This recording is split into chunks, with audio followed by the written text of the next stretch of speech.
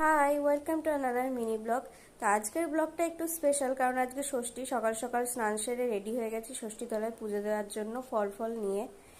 এদিকে দেখো ষষ্ঠী তলায় পুজো চলছে, সব তেল সিঁদুর দই ঠই দিয়ে অনেক পুজো হচ্ছে। এরপরে পুজো শেষে একটা নিয়ম আছে, কলা দই দিয়ে গাছের সাথে আটকে দিতে হয়। নিয়মটা আর এই নিয়মটা আমার শাশুড়ি মা করছে। দেখো, দইটাকে কলাতে মাখিয়ে এটাকে গাছের সাথে এইভাবে আটকে দিতে হয়। আমি এখনো পর্যন্ত এই নিয়মটা পালন করিনি।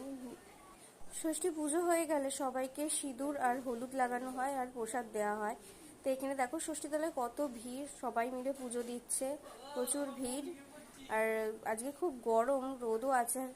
এরপরে পুজো সেরে আমি আমার বর চলে গেলাম বাপের বাড়ি যাওয়ার জন্য। রাস্তায় প্রচুর রোদ, আমার এদিকে সাজগোজ সব এলোমেলো হয়ে গেছে। আর যাওয়ার সাথে সাথেই মা দিয়ে দিল সকালের জলখাবারে লুচি আরও অনেক কিছু। এদিকে দেখো দুপুরে মটন রান্না হচ্ছে, দারুণ টেস্টি। দুপুরের খাওয়ার পাতে ছিল শাক ভাজা, আলু ভাজা, পটল ভাজা, মাটন, ডাল আর আমের চাটনি। আর এরপরে আমরা কি করলাম সন্ধ্যাবেলা, সেটা নেক্সট পার্টে দেখাবো।